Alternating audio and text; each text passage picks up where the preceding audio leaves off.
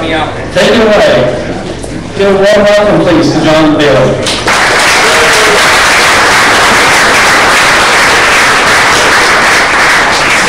It's a pleasure to be here tonight. It's an honor to be asked to share some of my thoughts. And I'll caution you right away that given the fact that I'm so young at 27, that I haven't had a lot of time to do all of this research myself. But I have had the good fortune, and now I'm a little older than 27. But I've had the good fortune to work with a lot of really good people over the years. And this is kind of an amalgam of my emerging viewpoints on fire behavior and how it relates to the ecology and the system out there, and therefore what we should be doing differently as a society. So this is a great opportunity for me to visit with you. So one of the things I want to know first in terms of those good people that I get to work with are the students from the College of Forestry and other colleges at Oregon State University. Go Beavers! Many of them are here tonight. We are known informally as the Pyromaniacs. So we have a listserv. Garrett Banks is here. Garrett, come on down. You're the next contestant. Garrett has there a list, hold it up again, a list that you can get on that listserv that will put you in the know for when we get together, typically weekly. And sometimes we do really geeky things like look at research papers and that kind of thing, or we have speakers come in, and sometimes we get together just to socialize. But if you'd like to be in the know on what the Pyromaniacs are doing and the information that we're exchanging with each other, you can get on that list. You can contact me afterwards. Are you going to pass that around, or should they find? Yes, it's going to come around this way. So you can sign up and be on that list, and of course you can visit the OSU websites or any of that kind of stuff to get in touch with me, and I can get you on that list at some other time as well. The others, I have a number of my colleagues that are here, one of which is Dr. Bill Immingham, who's been involved in many of these kind of issues for a number of years. He worked in extension and research and that kind of stuff, and he asked me to share with you one of his more recent publications that has direct relevance to the kind of things we're going to be talking about today. And that's the Ecology and Management of Eastern Oregon Forests. That's all the way from the Cascade Crest to the border of Idaho. Covers a wide range of forest types, and so if you're really interested in taking some of the information and discussions that we have tonight and applying it to actual on-the-ground land management, this would be a first step to get you pointed in that direction of the gobs of information that would be available to help you with that task as well. It's a real challenge of how to bring fire into the management of these ecosystems. So I'll bring that to your attention. So today, what do we need to do today? So first off, I think we want to talk a little bit about just the dynamics of fire as we've observed it in the past, and some of that we expect to hold for the future. Some of it's going to change, so we're going to be talking about that, the behavior, the ecology, and the actual history of fire in this great state, but it has applicability all over the place. Talk about the present conditions and my perspective on what we have out there and the locomotive that's coming down the track towards us now, and therefore what our treatment options are if we choose that we want to do something. If we don't like the way that locomotive is looking, then we can get out in front of it a little bit. And then the future trends, and that should provide, certainly by then I think I will have upset you enough that you'll have questions and comments, and certainly as we move into the future we'll have a chance to talk about that. And really it comes down to Aldo Leopold's standard A-B cleavage. Those of us that think that we have ultimate control of the environment out there versus those of us that look at more coexisting with that environment out there. And that's an age-old struggle, and it will continue beyond tonight, but it's a great framework for us to talk about. So let's see if we can get an advance.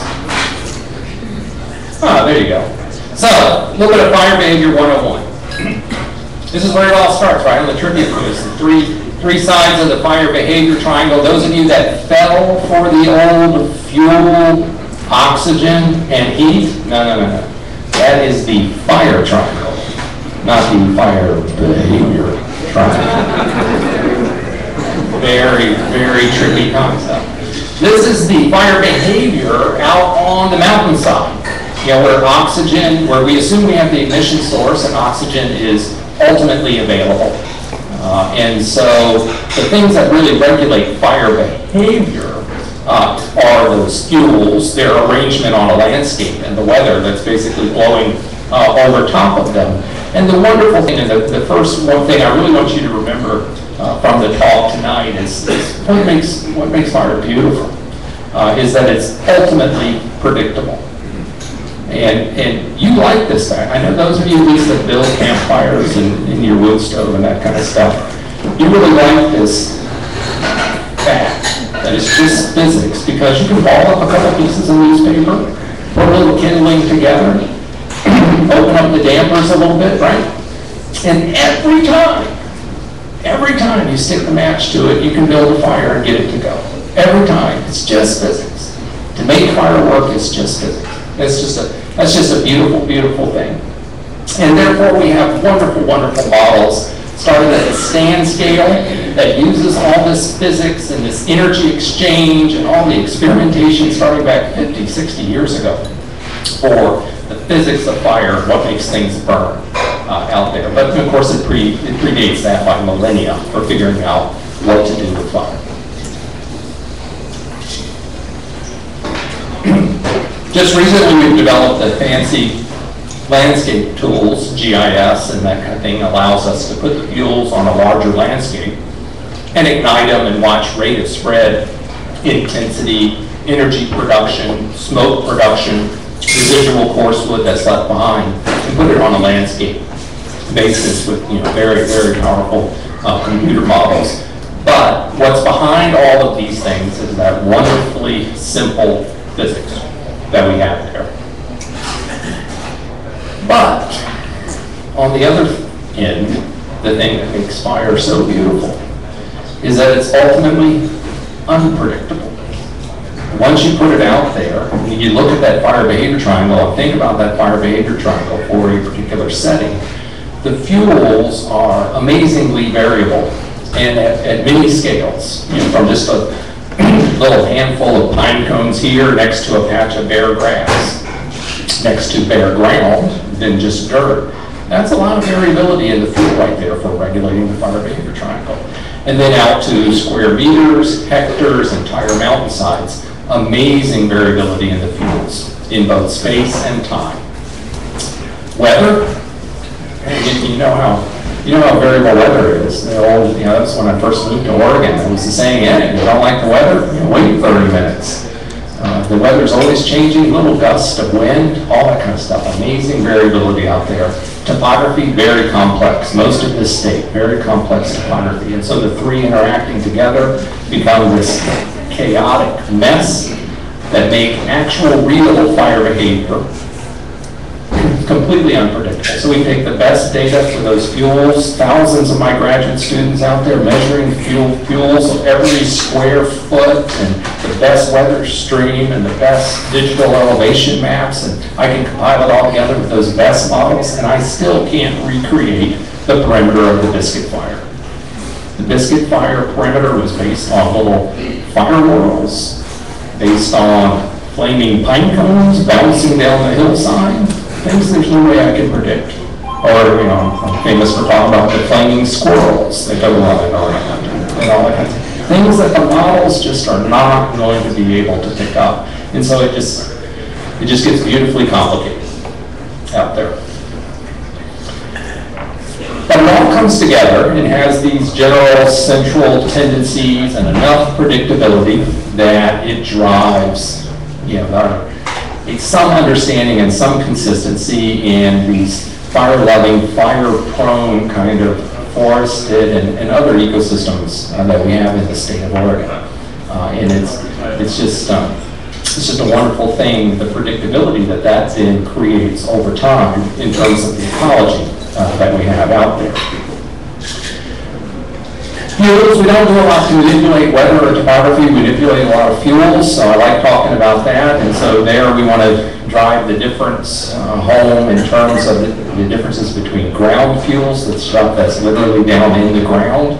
Most of what we talk about and worry about are these surface fuels, the things that are accumulated on the surface within a couple feet of the surface. And then we have the aerial or the crown fuels that are out there. And many of you know this issue of ladder fuels that connect the surface fuels to those more aerial or crown fuels. This fuel arrangement issue is so important that it drives how we, even label the fires that are associated with it. And the fine fuels versus the coarse fuel distinction within this surface category is going to be fundamental in thinking about the different fires that we're going to create. So we label the fires, the ground fires, surface fires, and crown fires.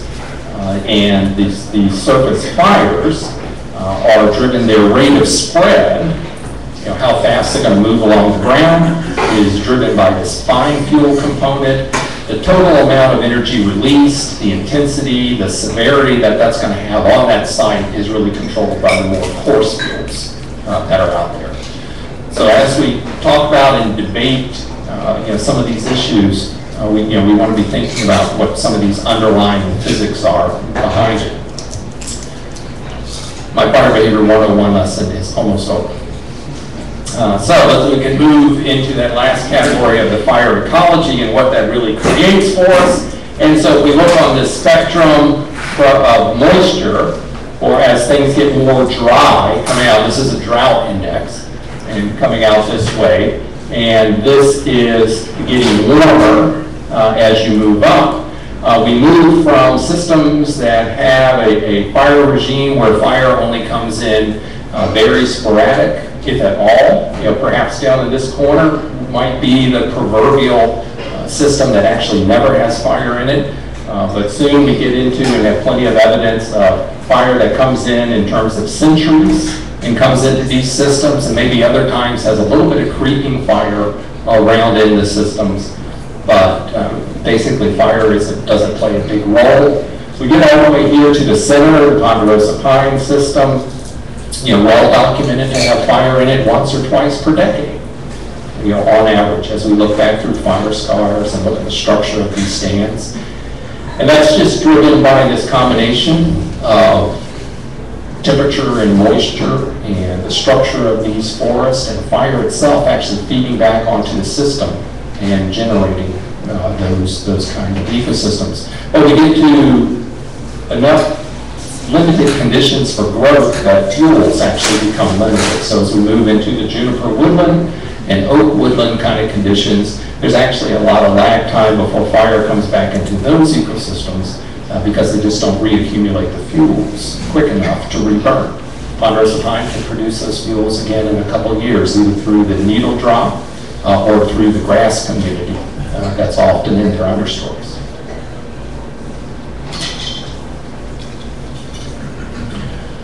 So fire in conjunction with the moisture and the temperature regimes becomes the agent that blends it all together, or at least becomes a fundamental part of the system that defines the ecosystem in terms of its composition, the species that you find there, and which ones are resistant or resilient to fire. The structure that develops, whether or not the overstory is open or closed, what's the relative proportion of living versus dead material in there, how is it ranged in terms of horizontal patterns, vertical arrangement kind of issues. And probably for fire, one of the more interesting things is how the system functions in terms of nutrient cycling. Total biomass accumulation impacts on the hydrology, the seeding environment for regeneration, some of those process-based kind of issues. And fire is just fundamental to them. And so broadly, this mix of information creates this term we call fire regimes, where we start organizing similar ecosystems into these pigeonholed categories of relatively low severity but frequent fire, or high severity fire that comes infrequently And a little bit of the mixes on either side. There are a couple systems that burn with at least high intensity frequently. You might think of tall grass prairie. That a very productive system can regenerate fuels very quickly, burns with high intensity but frequently out there, or systems that burn infrequently, and if they burn, even though they burn infrequently, they burn with very low intensity. And that would be something like a more desert, drier ecosystem.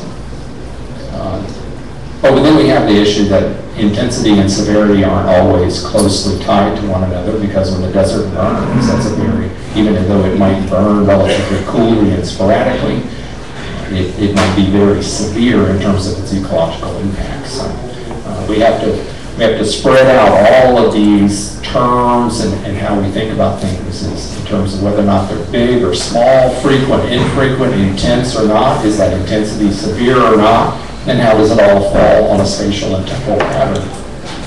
For our purposes tonight, I can tell you that Oregon has about all of these ecosystems. We've got about every arrangement on this chart. We've got about every combination of elevation aspect, landform, slope percentage. Our terrain here is amazingly complex. All of these ecosystems, created have almost every combination of fuels that you could think of, and our weather goes from very dry to a little damp every once in a while, right?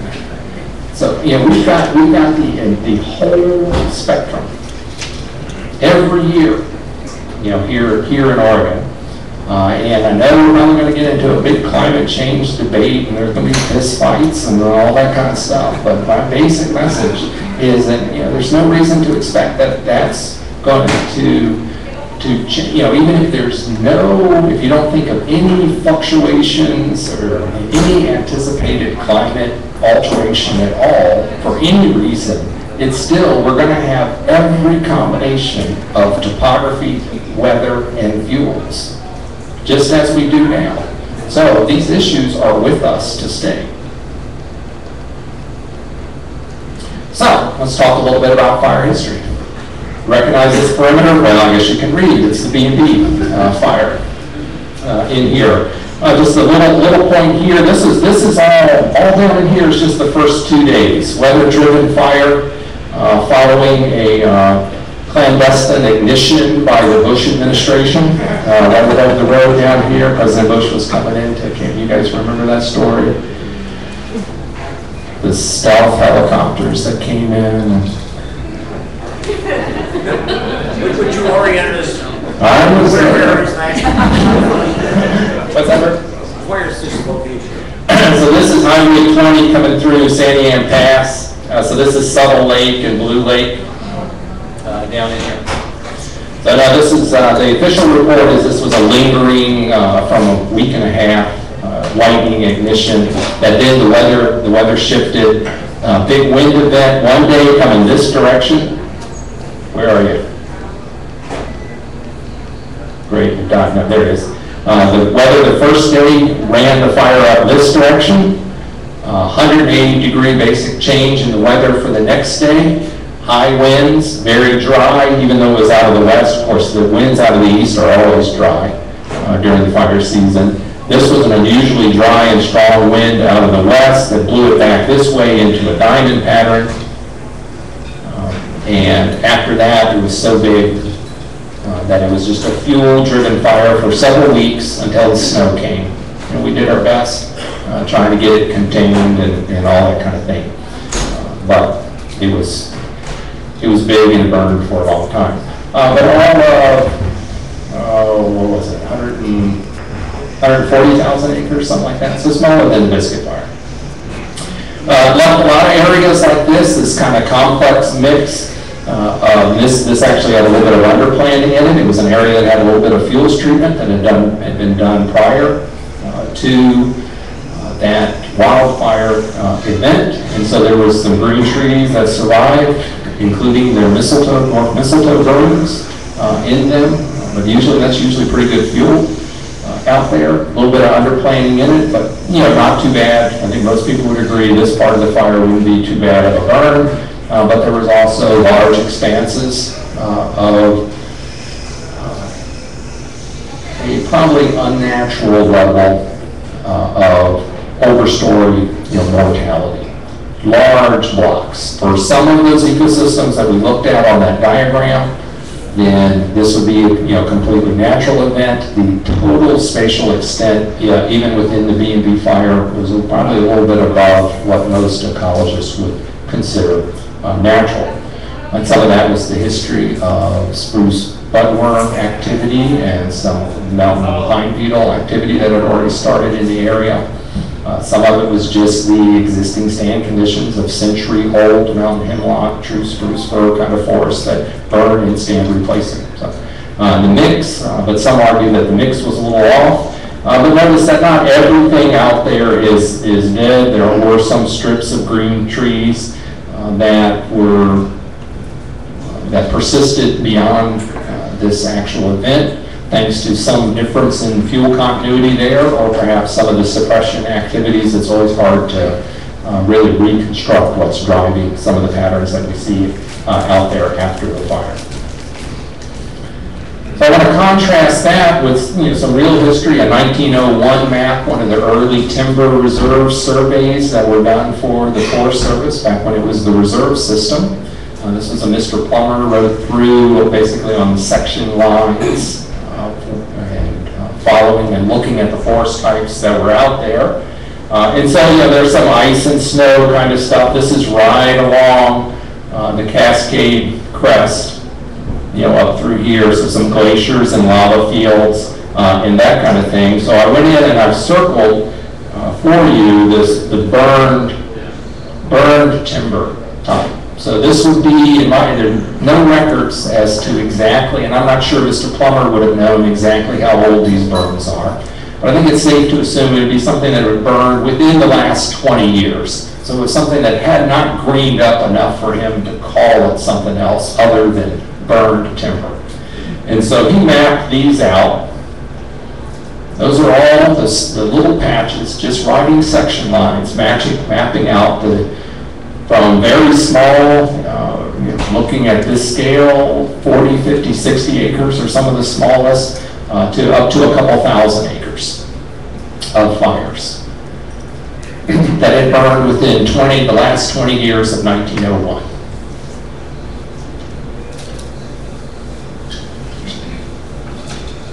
So I want you to look at that, the complex mix of size, the shapes of those burns, their relative position to one another. In technical terms, we call this a bloody mess. It's lots of small fires together, a couple big ones together, some big and small ones. There are all kind of spatial dynamics going on here.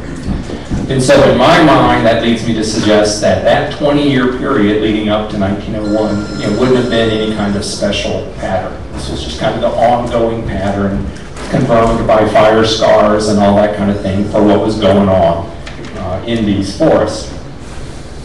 And we have one decent picture looking right through that same landscape that might give you some clue. So here's some of this burned timber that he would have mapped, and looking at the decay rate of the snags and everything. This one's less than 10 years old, I'd say. And the one over here, we don't have enough resolution. It may be the same event, or it may be a little bit older. So perhaps we see two of these blobs in that one framed picture. That gives you an idea what it looks like. There's the B&B. 5, 6 times bigger than the biggest. Ever since, not ever, but commonly seen in this landscape. And it's not the biggest. So what's going on with this kind of pattern out there? Part of the problem that I recognize relates to this concept of just physics. We have this unnatural fuel accumulation. The topography really has not changed that much in the last 100 years, nor has the weather. Every year has a pretty decent fire season, some worse than others. Kind of rolls on year after year after year after year. And I've had the good fortune to be here for a while, and I know the dry years versus the wet years pretty well. What's really changing out there is the fuel complex, and we have plenty of the record that shows the changes in our management of practices, particularly across different ownerships over time, that have led to unnatural fuel accumulation in certain parts of the landscape. Part of that has been the active harvest patterns in some parts of the landscape, and that has had a certain impact, typically to reduce fuel accumulations, although it certainly makes grounds more homogeneous and that kind of thing. One of the key things, and you're thinking about doing that even age management and Douglas fir mixed conifer kind of systems, is to remember that slide I showed you about surface fuels. Treat the surface fuels. If you want to burn up your new 17-year-old plantation, then leave a whole bunch of the slash behind. Leave a whole bunch of that surface fuel behind, because that's what's going to burn up your 17-year-old plantation, not the 17-year-old trees. It's going to be those surface fuels. Okay? So the even age management approaches, it's still just physics, in terms of how you're going to manipulate those fuels out there. Of course, we have a great deal of the landscape that has had a much reduced harvesting kind of pattern put on them, particularly in the name of northern spotted owl protection. Here recently, the wilderness creation back in the 60s, large areas of rhodus that aren't part of wilderness areas that have not had a lot of the normal disturbance regime that they would expect. Either through lightning strike burning or indigenous burning or whatever those disturbance patterns would have been. They've been allowed to accumulate fuels to levels well above what has been seen historically. And so those areas will burn. I can tell you, every owl pack, every wilderness area, every wild and scenic river corridor that will burn in the state of Oregon. I don't know when. Lord help me, I don't get subpoenaed when one of them does burn. Now that I've said this in public, it's recorded. Sooner or later, though, those areas are going to burn. It's what they do. It's how their ecology is set up. It's just a matter of when. And we have a rich history of wanting to and being able to suppress fire. I usually bring my smoky doll with me. I forgot him today. We've had a lot of confidence for a long time that we could put every fire out, but of course we never did. And certainly we've been getting our butts kicked the last decade or so with some of these events. So the dry conifer forests are at risk. They're at very high fuel levels, and they are going to burn. It's just a matter of time. So, what's happened with our current perspective and what's going on? Part of it is this control and denial issue. This report just came out for the lava beds management plan that they have an environmental impact statement. A beautiful map of the fires that have burned in this area for basically the last 100 years. And so we have the 9 colors, but there are even more colors. Those of you that can't see it very well, there are even more colors because many of these fires overlap, and some of them have three times overlapping.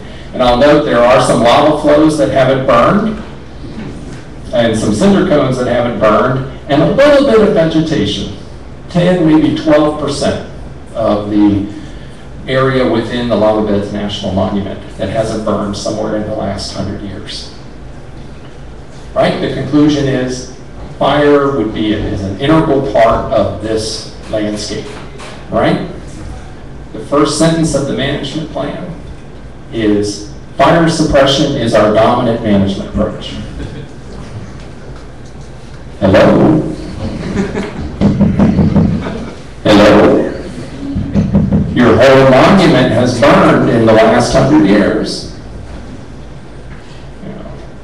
ultimately, they do a good job addressing the fire ecology, that they have in there, the number of fires. They produce the beautiful maps and all that kind of stuff. But I think that first sentence reflects that lingering denial and perspective that we have as a society on how we treat fire. This issue of frequency. We now, I'm a little older than 27, some of you are a little older than that. So we have, many of us have these fire experiences and the things like the Biscuit fire and the B&B fire that have popped up, the Davis Lake fire, those kind of things. For a while, and sometimes still in the land management agencies, I hear about these fires as career-making or breaking events. They're lifetime events. So a career lasts 30, 40 years, 110 years if you're Mike Newton. Most careers, though, are 30 or 40 years. You have one fire that comes through, and how you respond to that is kind of like Mount St. Helens. It's going to define your tenure on that land. That was true during the height of our suppression mindset. And so naturally there was the tendency, therefore, to think of these fire events as rare, as career shaping, as kind of 100-year flood events. But think back to the map and some of the information in the fire ecology stuff that I've given you is, fires are not 100-year flood events in the state of Oregon. Fire in the state of Oregon is a wet winter in the dry conifer ecosystems. Medford, 100 years ago, every year was smoky. Bend, Sisters, Road River Valley, complete, all of that. Probably even Corvallis, thanks to indigenous burning here associated with the oak woodlands and the valley floor and all that kind of stuff. These are not 100-year events unless we continue to push them off so that there'll be these big 100-year events. But I think it's catching up with us, and you look at the list of the Biscuit, the B&B, the Davis Lake, it's starting to be about every year, right? We dodged the bullet this past year, no particularly large fires. But fire is very common. Long ago, Oregonians adapted to wet winters, right? With your roofs and the roads and the culverts and zoning codes and how we build our houses and all that kind of stuff. We need a similar mindset with fire. It's just going to be part of what we live with. That would be my message. That this is how the current perspective needs to change, because it's going to be as real as it is year after year for the Angeles. But of course, we have the Smokey Bear legacy. It's led to it, one of the more successful ad campaigns over the years. So I'm ready to introduce Smokey's long-lost evil twin, Sparky. Sparky carries a drip torch. He is a member of the OSU Pyromaniacs. He goes out there and looks at and monitors fire in its proper role, and where fire can be used successfully as a tool would actually lay management ignition fire on the ground where it's needed. But generally, Sparky just lives with fire more. Only you can live with fire. Something like that. I'm still kind of working on it and get OSU marketing involved or something. So we'll see. And this is going to apply, our focus here recently has been on the wildland-urban interface and trying to protect life and property and that kind of stuff. But this is actually going to extend that much further and out into the wildlands. Because actually even a lot of the losses in our more urban areas have to do with the ember rain that comes from the more wildland kind of burning areas rather than the flaming front coming right up to the houses. So then we live with this severity and the variability that I was talking about, and that just makes it an easier perspective for us to follow, and goes back again to the kind of 1901 conditions for when fire was out there and creating, some kind of mix on the landscape. Where we want that. Other parts of the landscape, we might want something different. So how are we going to get there and kind of blend what we're going to want, what our goals are, and all that kind of stuff? How do we correct some of the fuel accumulations that we have out there if we have them in areas that we don't want them?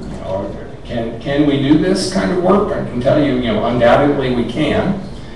And one approach to it is to start with some mechanical fuels treatments, some kinds of thinnings of various types that are available and in our toolbox to use.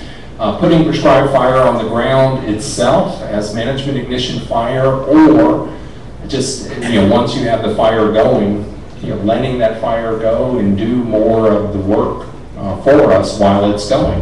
And I haven't seen the statistics yet for it. I'm not sure anybody is compiling it, but I think already the largest percentage of prescribed burning we're doing now is actually while we are in suppression mode, in the name of creating black line and or actually using backing fire actually as a protection, a life and property protection tactic.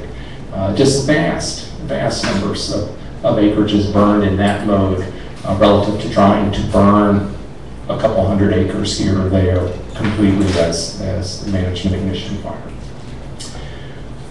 Certainly there's plenty of research to show that putting the mechanical thinning and prescribed burning together, there are compelling reasons to do that, to help with both the structure and composition and then returning the function into the systems. Fire does some things in ecosystems that we just can't reproduce other ways. And so in those cases, we may want fire in there to do that kind of stuff. And one of the good things I told you, fire is not very predictable. So fire tends to create heterogeneity, where we have typically, as a society, wanted homogeneity. But more and more for certain ownership practices, we're talking now about purposely creating and returning more heterogeneity to the landscape. Fire will do that for us. But the idea is we have to set some meaningful targets, and some of those could gear towards this 80-80 rule, which means you have an 80%, have most of the trees surviving the 80th percentile fire. Not the worst, the 99th percentile fire, but the 80th percentile fire out there. So again, it's a pretty broad brush with fire. We want most of the trees to survive the conditions that are starting to kind of challenge your ability to control fire. So what do we do with those fuel treatments? We certainly want to change the fuels and the fire behavior itself. It also changes the visual aesthetics, the water, snow accumulation, the overall hydrology of the area, the understory itself, other disturbance agents like insects and disease. It's a chance to work for understory diversity or snag creation or producing larger trees, any of these emerging habitat issue things that we would like to do. And in some situations, it can generate usable products in the process of doing it. So it's kind of a win-win-win-win-win-win kind of situation. But of course, every time we enter a stand, there are some drawbacks as well. It is a site disturbance in its own right. It requires equipment and roads and those kind of things. So we have to balance, what we're trying to get out of these systems with, what it takes to get them. And so we can talk about going into these stands and creating the kind of conditions we want, on these particular acres and this particular stand. But one of the really fascinating parts about fire and emerging research areas is how it all fits together into a landscape itself. And so I use the 1/3 kind of rule for that.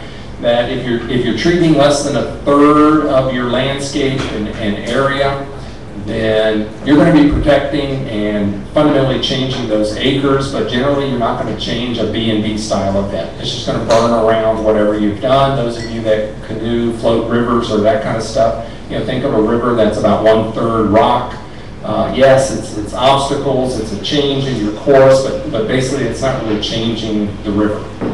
So it doesn't, as fire flows through the landscape, it's not going to be altered if less than a third of the area has been treated or is otherwise ready to burn, even naturally. Up in this part, above 2/3, then it doesn't really matter that much how you have treated those acres and all. The flow of the river is going to be different. The flow of the fire is going to be different if that much of the landscape is rock or water or some otherwise treated area that's ready to burn. And of course, the magic is right here in the middle, and that's where we have to be really thoughtful about what we do if we want to change landscape level fire. And remember, none of this holds still. There is a time dynamic in that system. Those darn trees, they grow every year. I turn around, I come back, it's like my kids, and they've grown again. Terrible. Well, we talked about the unpredictability, the heterogeneity that creates, and we have all this normal variation out there. We've got a bunch of disgusting humans running around out there doing crazy things, and we have issues of dewatering the landscape, overgrazing, various other logging practices, the road constructions that comes with it. So there are lots of things that have to be kind of folded into the mix of what's going on out there. We've got a whole new wave of exotic pests coming through, including some that just love fire, like cheatgrass. That's going to be an issue for us. And this whole climate change thing and all the variability that we're going to have associated with that. So that's on the horizon. And so for the future, I would remind you that it's just physics. It's always come back to the physics and the fuels and that kind of stuff. Think about when you can more partner with fire, let fire do the work with you.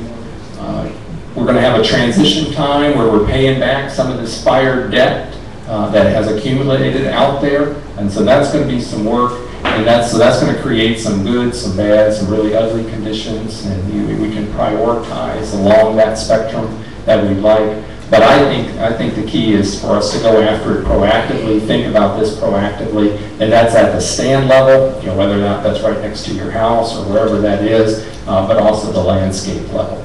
If we do that, that'll be a sensible approach to partnering with fire, and then we can rest a little bit more easy. When the smoke is in the air, we don't have to be in such a panic mode about it. So with that, I'll conclude and take some questions, right?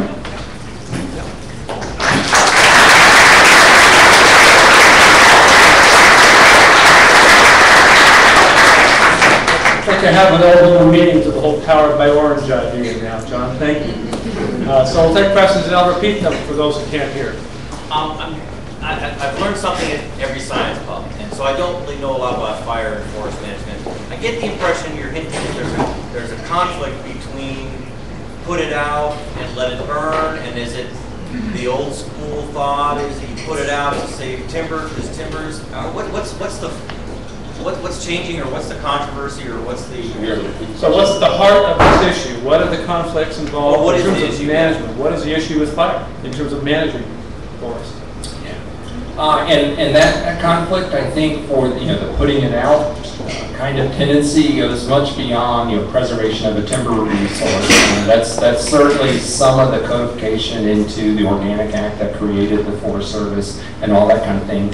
But our fear of fire is a very deep-seated kind of thing. It's a destructive force in nature, et cetera, et cetera, et cetera. So the tendency for us to fear it, to put it out, to protect any number of resources from it, to think that we can control it. It's a complex thing. And so yes, we're on a collision course then with more of a message, and so I guess part of my message is fatalistic, that yes, that's fine and good, but we're getting our butts kicked here with some very large fires and firefighter fatalities and all that kind of stuff. So can't we revisit our tendency to suppress fire every time, all the time, everywhere, because it really only makes the position worse. You know, just because we can put it out doesn't mean we should put it out.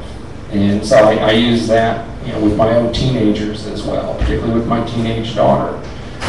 You know, I still have, she's 14 going on 15, I can still put her fire out. Just barely. Just barely.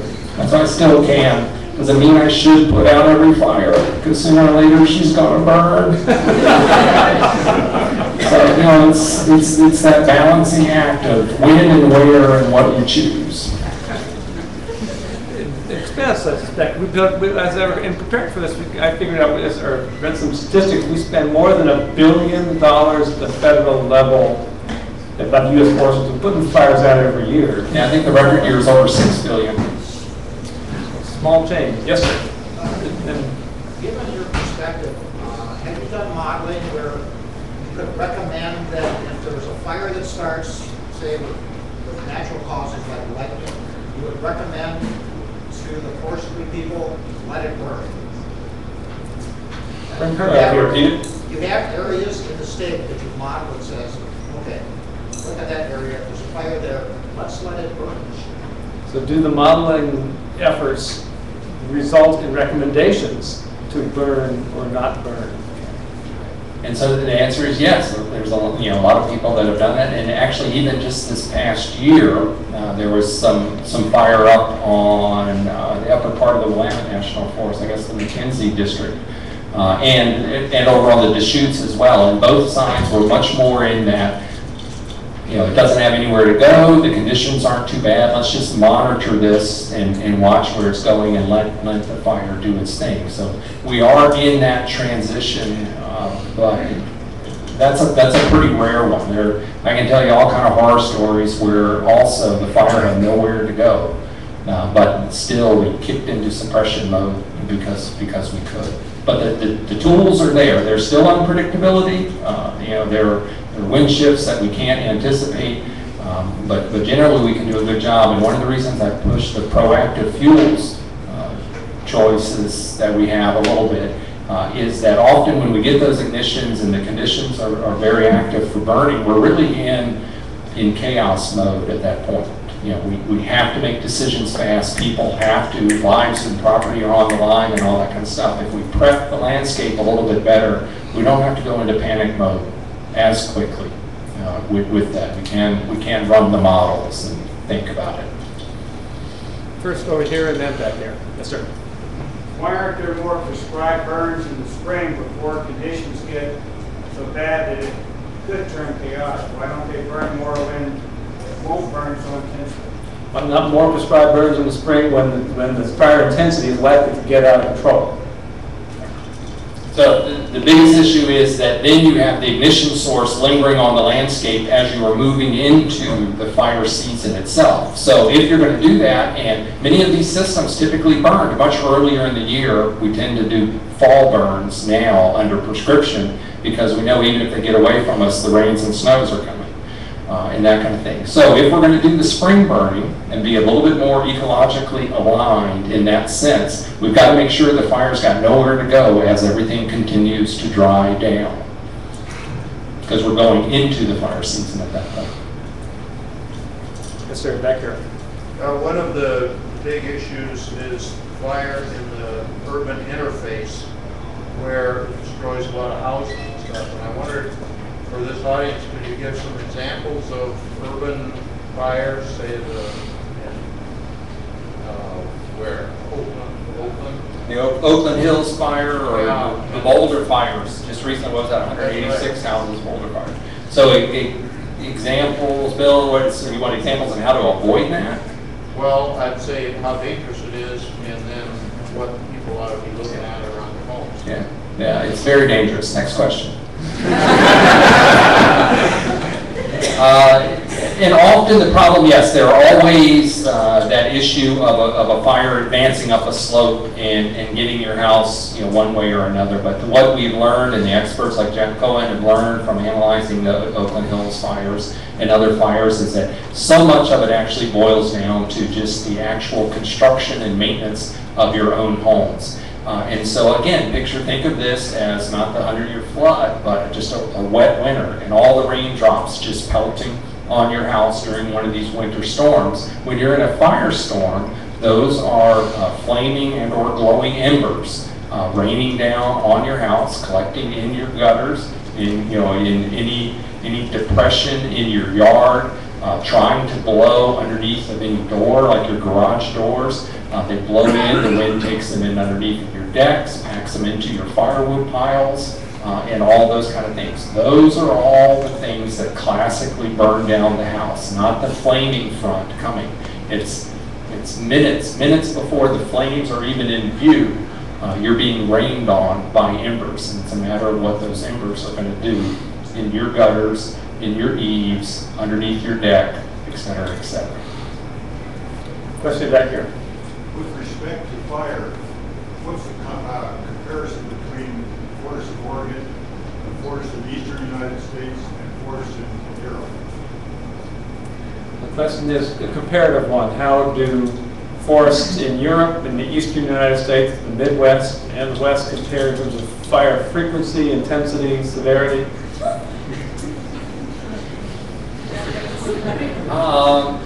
Ours are better. Next question.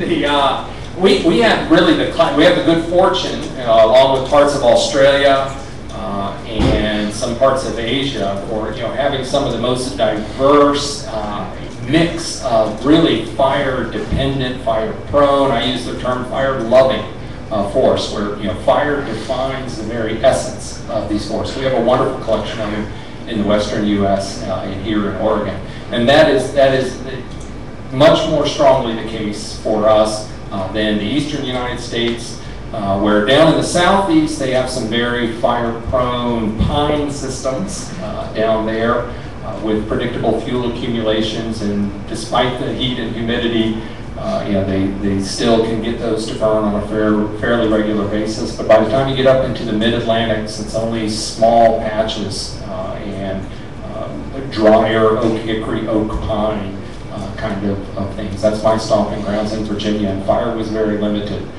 in that part of the world, and it tapers off as you go up into New England. And that's similarly the case for Europe, to my knowledge, but I really haven't studied those. I know the more Mediterranean forests of southern France, Spain, and Portugal, though, are going to be more similar to our western Mediterranean climate that we have here in Oregon. Way in the back. John, would you comment on what we've done so far in terms of fuels treatment?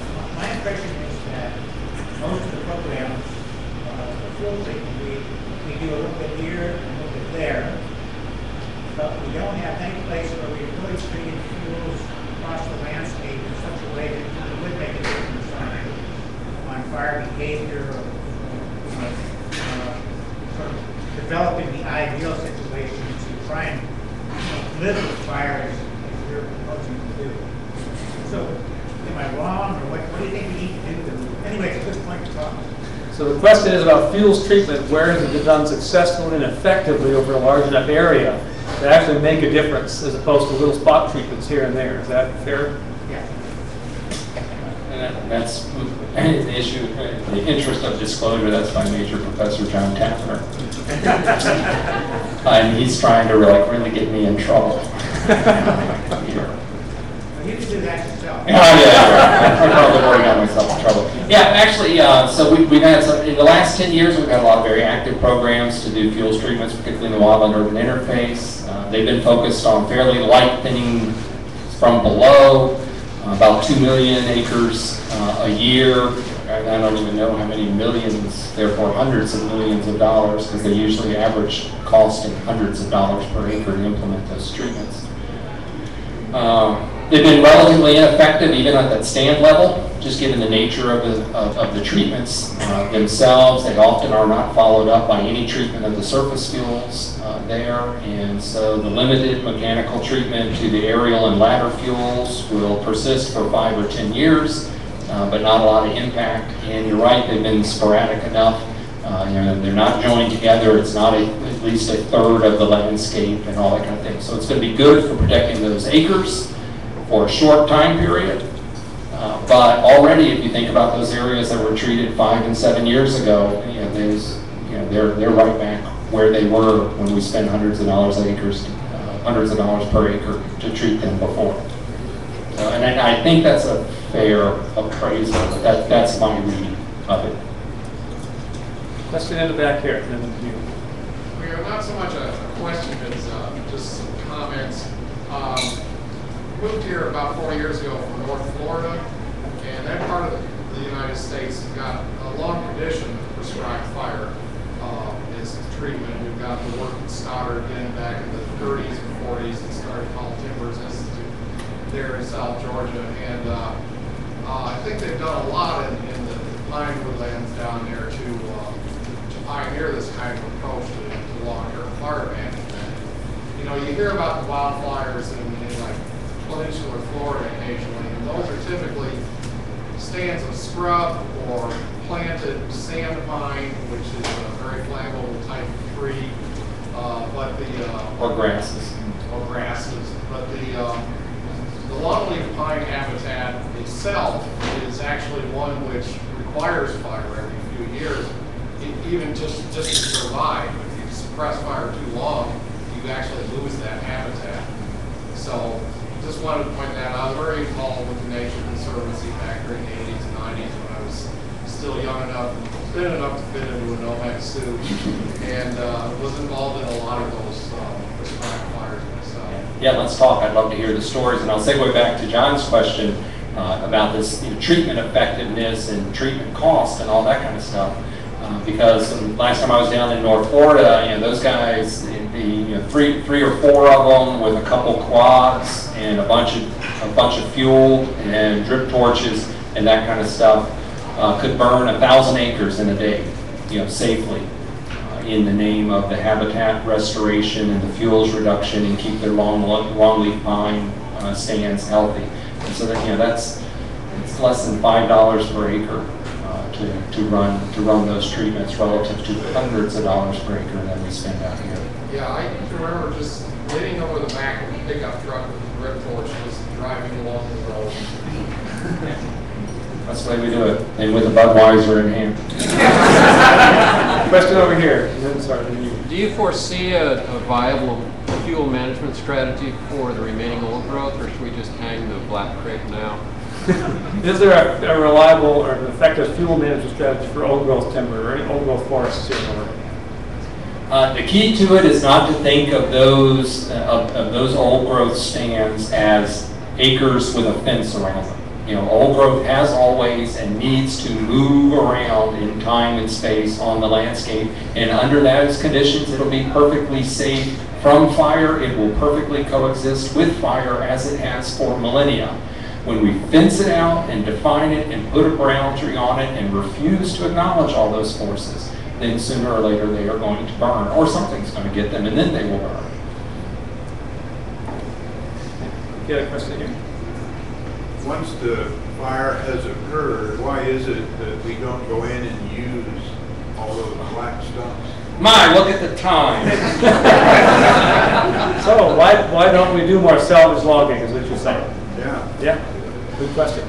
Like the B&D fire, every time I drive through on 2022, you see all these trees standing there. Yeah. And it seems like it'd be really easy to go in and cut them down and do something with them. There's nothing else to make paper out of them. Yeah. So it's a broad social question. There's little ecological reason, few ecological reasons, including the reburn risk, to go in and salvage. But we as a society typically want a certain amount of wood fiber for our existence. Note the floor, this building, all those kind of things. And so many people, push the idea that in these areas that have burned, that could meet some percentage of our fiber needs and not completely destroy the residual ecology that's out there. The forest will regrow sooner or later, following, I think, every fire I've ever seen. I've read case studies and been in debates where people have talked about type conversions where the forest is going to permanently become a shrub field.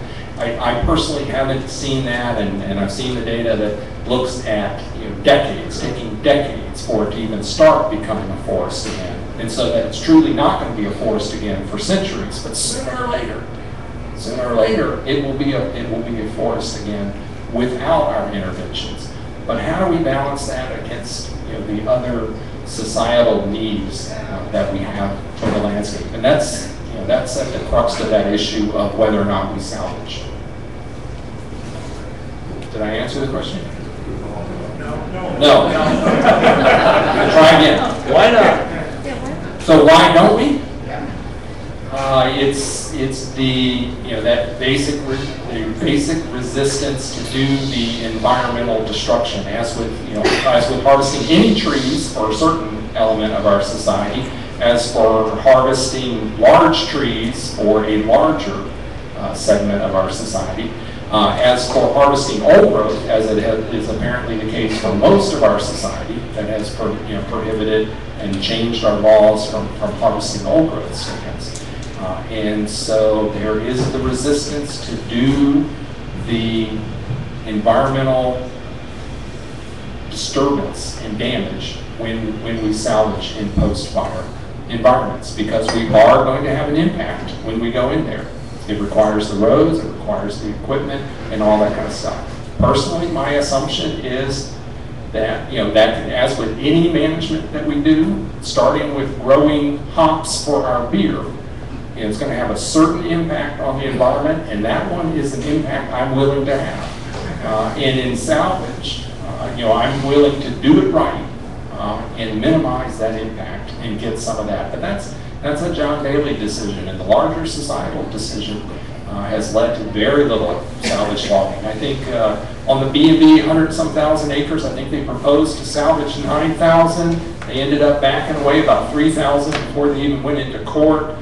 They ultimately won in court, but by then they had lost a whole bunch of the value that was out there, and so they harvested all of 900. Does anyone remember? 900 acres or so actually harvested out of 100-some thousand. And yet, that'll be held up as, environmental destruction. We shouldn't have salvaged in the B&B. And, it's a societal perspective thing. It's a very active battle, and we've got a couple students working on that issue to help us define the ecology, at least, of it, so that we can have a more reasoned social debate about it. Back here in the turn.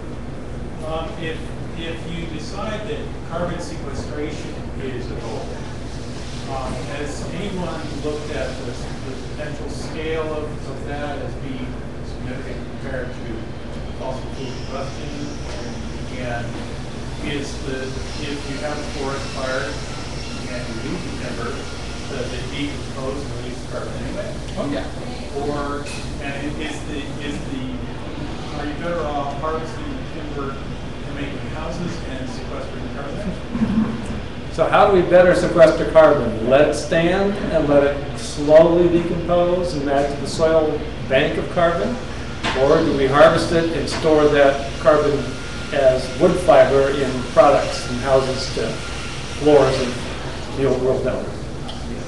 So that's another active area of research and modeling. It really requires modeling for scaling up in time and space to do it. And the results from the modeling efforts always vary, and there get to be some very nasty arguments and bloody noses that come out of that debate. It's all based on the assumptions of how severe was the fire, how widespread, what are the kind of treatments afterwards, were there any pre-fire treatments that were done to the stand, like thinning and all that would reduce the fire severity. How does it count for where those products went to after the salvage? How much of it was even salvaged? We can, through science, get to the individual relationship. So, we know if we're going, you mentioned going into soil, so that above ground carbon killed by the fire, yes, it's on a decompositional pathway. Vast majority of it will be gone within most Oregon ecosystems by 50 years or so. 90% of that will go back to the atmosphere. Less than 10% of it will go into the soil, ultimately. So we're figuring out all those component pieces for how to build the models, and that is informing the arguments. But most of the arguments right now are just based on the assumptions that go into the models. And I might add, as the editor of the magazine, Terra, the one that's on the back table here as you go out the door, that was an issue that we talked about a lot, and there's varying opinions on that. Jim Wilson and his core group looked at the replacement strategy of using wood fiber and replacing the construction of houses that might be made with more carbon-intensive methods, concrete block and steel beams and so forth, using wood in place of those things as being a factor in that decision. It's a tough one. I don't think there's any consensus about it at all, because I didn't find it when I did that story. Well, I want to say first, though, that as a forester, concrete, steel, plastic are all evil. And that you should build with wood. It's a renewable resource. And, I pitch that on the largest temporal and spatial scales, all of our forestry stuff is carbon neutral. It's all sucking carbon in and releasing carbon back out in one way. And that, the actual fossil fuels that we burn in the process of planting and managing forests and ultimately harvesting and everything is minuscule relative to the hundreds of thousands of hectares of sustainable forestry that we can do. So. I hear the heavenly music. Well, John made the point that in a fire that's coming into housing, that the damage is not from the wall of flames, but from the stuff that comes ahead of it. Largely.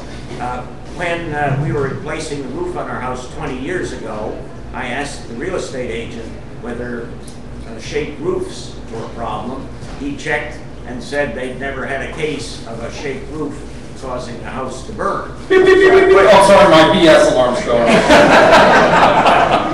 So the question is, do you have data on roof types as a hazard? Yeah. And certainly well outside of my area, but I look at those kind of things, and that's a no-brainer. And for the record, my house in Flagstaff had a cedar shake roof. My house on the block was the problem house. Because in my house, it caught some of these embers and caught on fire. And, every other year or so, because of the environment there, I had to treat it with oil. So, it was all going to take like half of one ember to burn my house down. And then it was going to take the entire neighborhood with it. No, there's plenty of evidence. Cedar shake roofs are a disaster. Probably about the only thing worse might be a metal roof with a gutter full of really fine pine needles. That's another one. Kind of one ember hits the roof, down into the gutter. Well, then what's the best roof from a fire point? What's the best? Metal roof with clean gutters. No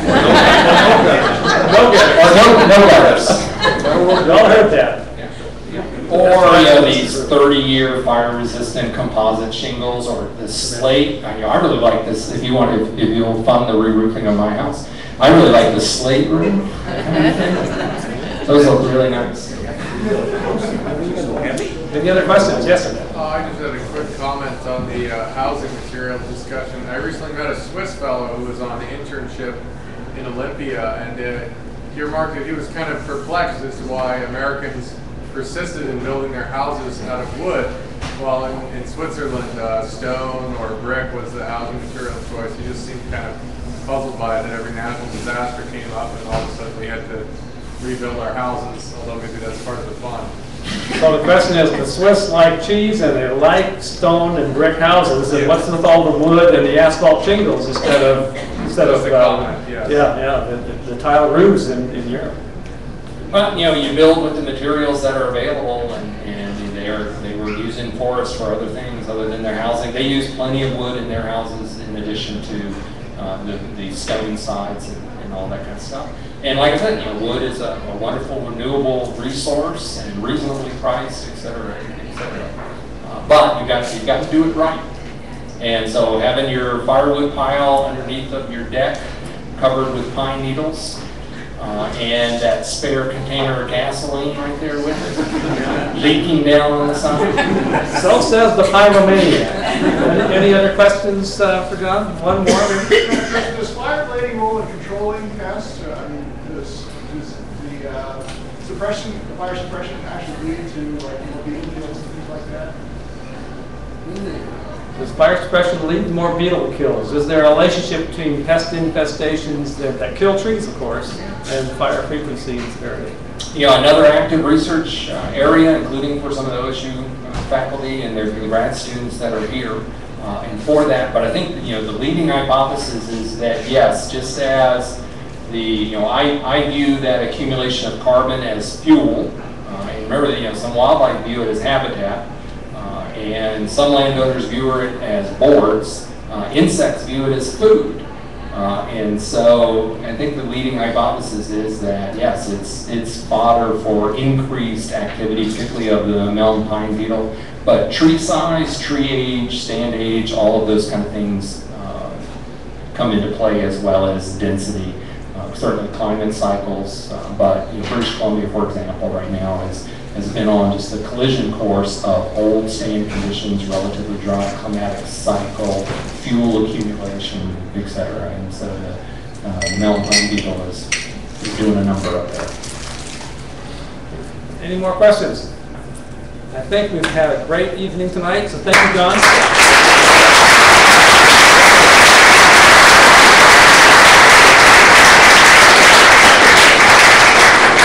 Next month, we're going from fire to the water. The subject will be troubled waters, a fisheye view of dead zones and oil spills, with Steve Brandt, who is our Oregon Sea Grant Director and was down in the Gulf of Mexico last month looking at fish populations and marine ecology in an area they've studied since 2003. And the question is, did he see any difference because of the oil spill? So come to Science Pub next month, November 8th, and find out. Thank you all.